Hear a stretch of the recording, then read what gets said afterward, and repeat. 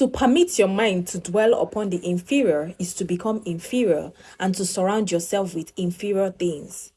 On the other hand, to fix your attention on the best is to surround yourself with the best and to become the best. The creative power within us makes us into the image of that to which we give our attention. We are thinking substance, and thinking substance always takes the form of that which it thinks. Thinking substance always takes the form of that which it thinks. That is a very important concept right there for you to think, for you to think about, and also know at the back of your mind that you cannot, you cannot be different from your thoughts. You cannot think greater than you feel. You cannot feel greater than you think, and you cannot be greater than you think. So everything is actually thinking substance, and you can only take the form of your thoughts. Whatever it is that you are is as a result of your thinking. So let that sink in. The grateful mind is constantly fixed upon the best. When you are in a state of gratitude, you are inevitably always fixed upon the things that are occurring in your mind or in your life that is best. Those things that actually make you happy. So that is going to make it easier for you to be in a state of happiness always without even effort. Therefore, it tends to become the best. It takes the form or character of the best and will receive the best. Also, faith is born of gratitude. The grateful mind continually expects good things, and expectations becomes faith. The reaction of gratitude upon one's own mind produces faith, and every outgoing wave of grateful thanksgiving increases faith. So this is actually the practical way to have faith. It's not you're just having faith and it is abstract. Faith is abstract, right? But this book is trying to tell us now that the practical way to actually live in faith and exercise faith is to be grateful. And even if those things that you that has not manifested yet, that is where the whole faith concept here is. Those things that you are praying for or you're asking for, that we should take the example, which is Jesus Christ, and give thanks for those things before we even have it.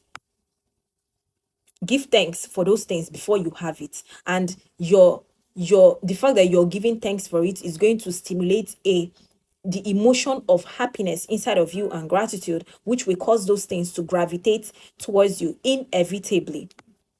He who has no feeling of gratitude can not long retain a living faith. And without a living faith, you cannot get rich by the creative method. Remember, getting rich is a creative method. You create it. You create it. As we shall see in the following chapters, it is necessary then to cultivate the habit of being grateful for every good thing that comes to you and to give thanks continuously. And because all things have contributed to your advancement, you should include all things in your gratitude. This this is something that I would like us to to actually acknowledge.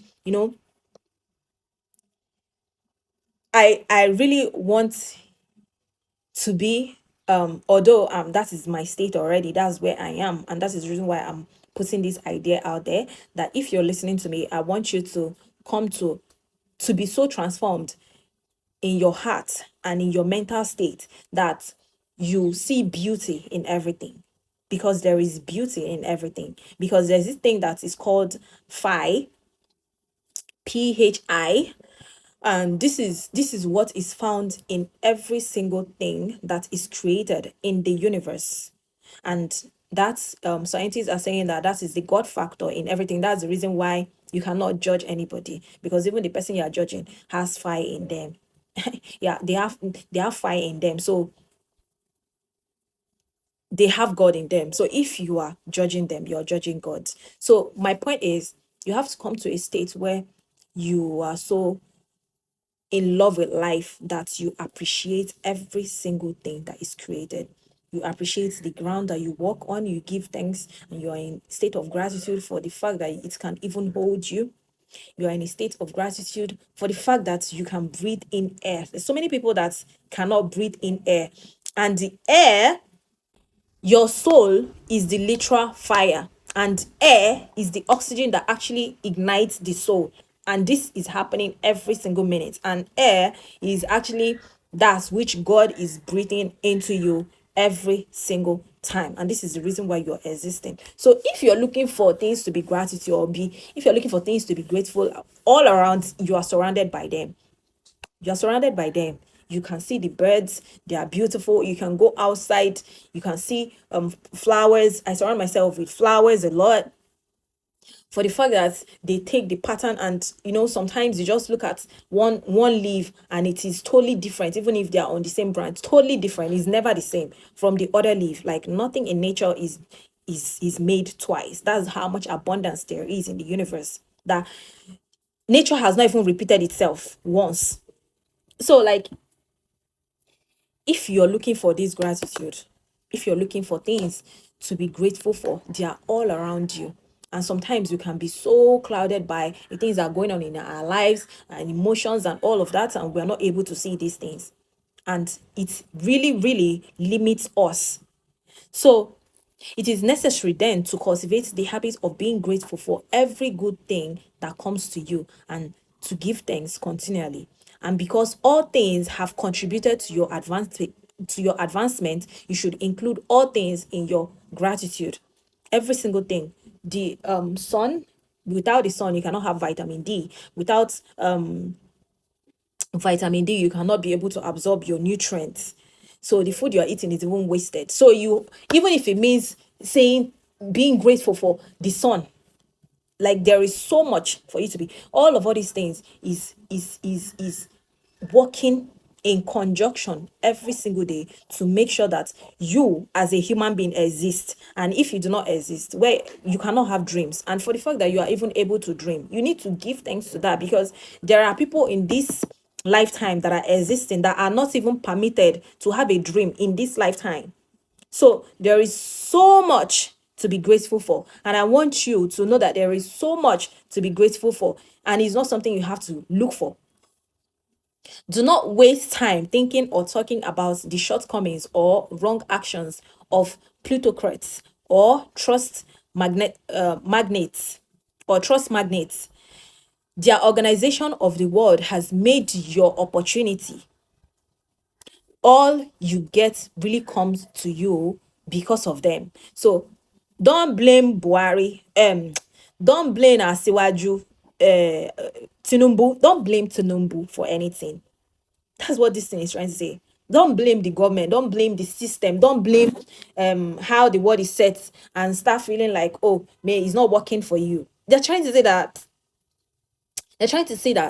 their organization, even if they might have had an or ulterior motive, whatever it is that their personal motive might have been, it is still because you cannot outsmart the universe, and every single person is playing their role even when they think they are not.